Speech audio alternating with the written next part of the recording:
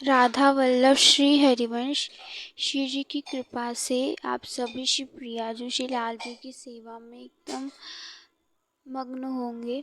श्री प्रियाजू की कृपा हम सभी भक्तजनों पर बरस रही है। श्री लाडली जी की अत्यंत कृपा से हम सभी श्री पंडित जी महाराज के पावन चरित्र को श्रवण कर रहे थे। अभी तक हमने कल के प्रसंग में श्री राधे श्याम बंका जी महाराज और श्री पंडित जी महाराज के बीच के प्रसंग को श्रवण किया। श्री पंडित जी मृत्यु के लिए बहुत सजग रहते थे और हर किसी साधक को मृत्यु के लिए सजग रहना चाहिए। लोग कहते हैं कि मृत्यु के बारे में नहीं सोचना चाहिए, परंतु ये गलत है। हमें मृत्यु के बारे में सोचना चाहिए और उसके लिए तैयार रहना चाहिए, क्योंकि मृत्यु कभी बता के नहीं आती और हम कभी भी परलोक धाम गमन कर सकते हैं। इस पे श्री पंडित जी महाराज ने कुछ साधकों को बड़े गुप्त रूप से, बड़ी गुप्त रीति से इस पे सत्संग किया था। 1977 की बात है। 23 अक्टूबर रविवार का दिन सभी साधक जनों को बड़े गुप्त से श्री पंडित जी महाराज ने अपनी कुटिया पे बतलाया। शाम के 5 से 6 बज रहे थे। सभी साधक जन आते हैं। जब गुप्त साधक जन आ गए तो श्री पंडित जी महाराज ने अपनी कुटिया का द्वार सिटकनी लगा ली, उसको बंद कर लिया और फिर बैठ के उन्होंने उपदेश दिया शुरू किया। तो श्री पंडित जी महाराज सब साधकों को बैठा कर कहने लगते हैं कि हमें यहाँ से जाने की तैयारी करनी पड़ती है, यानी कि सबको मृत्यु के आने की तैयारी करनी होती है। सभी साधकों को बताने लग गए कि हमें मृत्यु का कभी नहीं पता और श्री पंडित जी का जो शरीर था वो वृद्धावस्था की ओर जा भी रहा था। तो पंडित जी महाराज कहते हैं कि ये जो शरीर है ये नाशवान है और ये शरीर मनुष्य को क्यों मिली है, ये मनुष्य जीवन क्यों मिला है। ये शरीर इसलिए मिली है, ये एक साधन करने के लिए यंत्र मिला है, जिससे साधन करके हम प्रभु की प्राप्ति कर सकते हैं, प्रभु की प्रेम की प्राप्ति कर सकते हैं। इसलिए ये शरीर मिला है और इस शरीर का बाकी इसका कोई अस्तित्व नहीं है। जब इस शरीर में से प्राण चले जाएंगे तो ये शरीर क्या होगा, ये शरीर जल जाएगा। या तो इसे जला दिया जाएगा, या तो कहीं फेंक दिया जाएगा, या फिर इसे कोई जानवर खा लेगा, या फिर कहीं पे सड़ा गला पड़ा रहेगा और मिट्टी में ही परिवर्तित हो जाएगा। इसलिए शरीर का कोई अस्तित्व नहीं है। हमें ये शरीर प्रभु ने इसलिए दी है जिससे हम प्रभु की प्राप्ति कर सकें साधन कर कर। तो यहाँ पे पंडित जी कहते हैं कि जो शरीर है ये नाशवान है, तो इसका ज़्यादा दुलार, इससे ज़्यादा आसक्ति, इससे ज़्यादा भोग भोगना ये नहीं करना चाहिए, क्योंकि ये शरीर बस प्रभु को प्राप्ति के और जितना प्राण पोषित हो जा रहा है उतना। लेकिन जब समय आने लगता है कि अब परलोक गमन होगा, अब स्थिति नहीं हो रही है, तो उसके लिए तैयारी करना शुरू कर देनी चाहिए। जब ऐसी स्थिति हो जाए कि अब हमारा निकट समय आ चुका है, तब हमें गिरिराज की टहलेटी में जाना चाहिए और वहाँ पर गिरिराज जी के ऊपर हाथ रखकर और साष्टांग प्रणाम कर लेना चाहिए और पूरे जो शरीर है उस पर श्री धाम वृंदावन की रज लग जानी चाहिए, रज की लेप लग जाना चाहिए, रज रानी लग जानी चाहिए। रानी यानी श्री धाम वृंदावन की धूल, जो कि ऐसी वैसी धूल नहीं, जिसके लिए तो ब्रह्मा भी तरसते हैं, ऐसी धूल। तो इस रज रानी का लेप कर लेना चाहिए और फिर साष्टांग प्रणाम करना चाहिए। तो इस जगह श्री पंडित जी स्वयं की बात कर रहे हैं। वे शिष्य गणों से कहते हैं कि वहाँ रज का लेप पूरे शरीर पे लग जाना चाहिए और तुम सभी धीरे धीरे भगवान नाम का जप करना, जो मेरे कानों में जाएगा और वहाँ पे कोई भी किसी भी प्रकार की वार्ता नहीं होगी और कोई भी रिश्तेदार नातेदार कोई भी वहाँ नहीं आएगा। अगर कोई साधु महापुरुष आए तो क्या करना, केवल उनके चरणों की रज लाना और मेरे ऊपर डाल देना। अगर वे उन्हें कष्ट पहुँच रहा है तो उन्हें कष्ट मत देना, रहन देना। ऐसा श्री पंडित जी महाराज कहते हैं। और मेरे जाने के पश्चात ये कष्ट मत करना कि कहाँ करें और कब। मुझे मानसी गंगा से स्नान मत कराना, मानसी गंगा से स्नान मत कराना। केवल शरीर पर रज रहेगी और कुछ नहीं। और मेरे जाने के बाद इस बात का किसी को कष्ट ना हो कि कहाँ पे जलाना है कहाँ पे नहीं। गिरिराज की टहलेटी में किसी भी स्थान पे अग्नि संस्कार कर देना और ऐसी जगह संस्कार करना जहाँ पे किसी की कुछ ना हो, कोई ये ना कहे कि ये तो हमारा था, यहाँ पे कर दिया।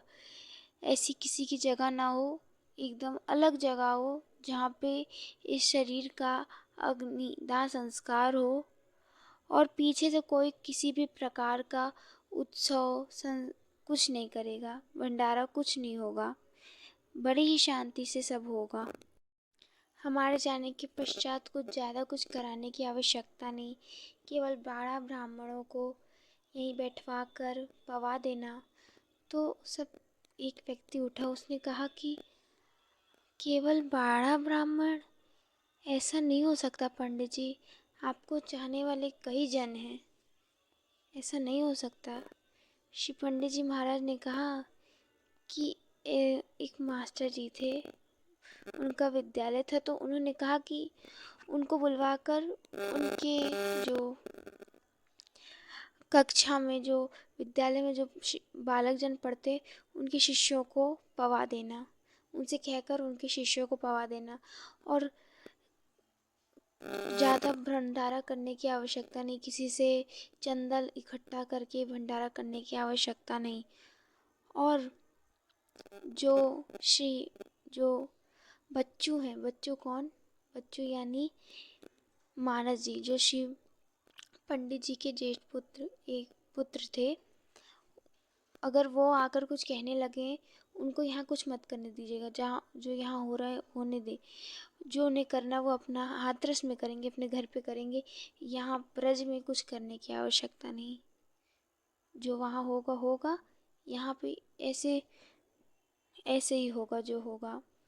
और मेरे जाने के पश्चात इस मंदिर में कोई नहीं आएगा, क्योंकि शिव प्रभु ने अपने शरण में उन कुछ दिनों के लिए इस दास को लिया था, तो ये मंदिर भी फिर शांत में हो जाएगा। ऐसा श्री पंडित जी महाराज ने कहा। सबको बताने लग गए कि जब हम जाएंगे तो हमारी ऐसी ऐसी कार्य करना। सब साधक जन थोड़े भयभीत हुए, क्योंकि सबको ऐसा लगा कि श्री पंडित जी हमें छोड़ के जाएंगे। तो श्री पंडित जी के एक शिष्य हुए थे, श्री कृष्णदास जी महाराज, कृष्ण बाबा, सब उनको कृष्ण बाबा से जानते हैं। तो वे उस वक्त कहीं बाहर गए थे, बहुत छोटे थे जब श्री पंडित जी के शरण में आए थे। तो जब ये वार्ता हो रही थी, तो श्री कृष्णदास जी पहुँचे तो क्या पाया कि बाबा की कुटिया पर, हर जगह से बाबा की कुटिया जो है बंद है। देखने लग गए तो आवाज़ सुनाई लगने लग गई पंडित जी की, तो थोड़ा कान लगा के सुनने लग गए। तो उन्हें ये पूरी जो प्रसंग चल रहा था ये वाला, कि जब श्री पंडित जी महाराज जाएंगे तो ऐसा ऐसा होगा, तो वे सब सुने और वे सिसक सिसक के रोने लग गए। उन्हें लगा कि मेरा इस जीवन में, दुनिया में है ही कौन? अगर श्री पंडित जी महाराज चले जाएंगे तो मैं अकेला यहाँ क्या करूँगा? मुझे कौन संभालेगा? मेरे माता पिता, मेरे गुरु, मेरे सब कुछ तो श्री पंडित हैं, श्री पंडित जी हैं, फिर मेरा कौन होगा? और नेत्रों में अश्रु भर के सिसक सिसक के रोने लग गए। और कुछ देर बाद जो हृदय की पीड़ा थी वो बढ़ने लग गई।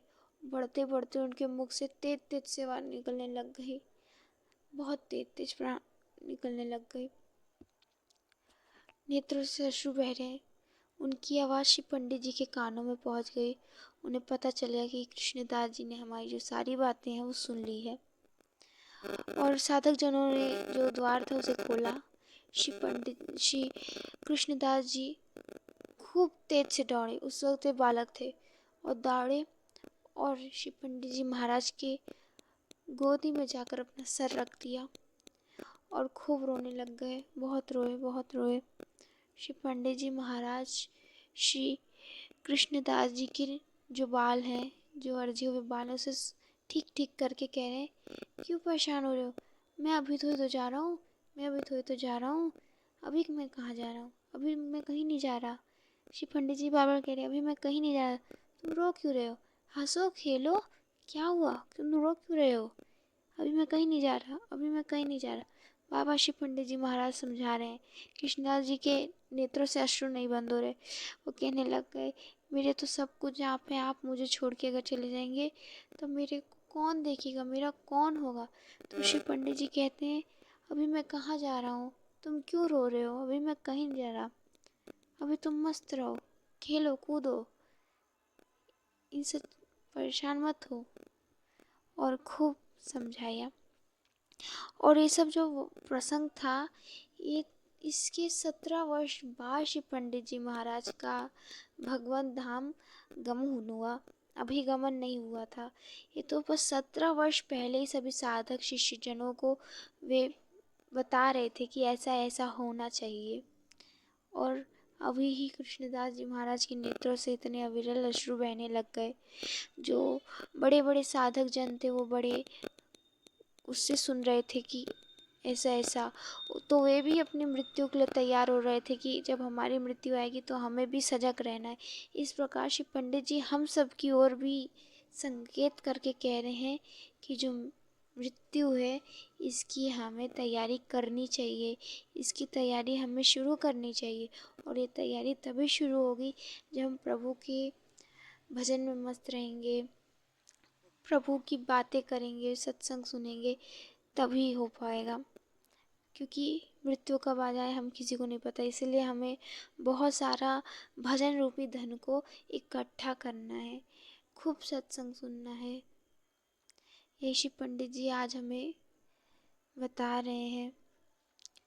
तो लाडली जो की कृपा से अभी इस प्रसंग को श्री पंडित जी महाराज की इस प्रसंगों को कि मृत्यु की भी तैयारी करनी है, हमें अभी करनी है। जहाँ पे सभी साधक जनों को श्री पंडित जी समझा रहे हैं, इस प्रसंग को हमें अपने जीवन में लाना चाहिए, जल्दी ही लाना चाहिए। तो अभी तो लाडली जो की चरण में यहीं पे विराम देते हैं। तब तक के लिए आप सभी भक्तों को राधा वल्लभ श्री हरिवंश।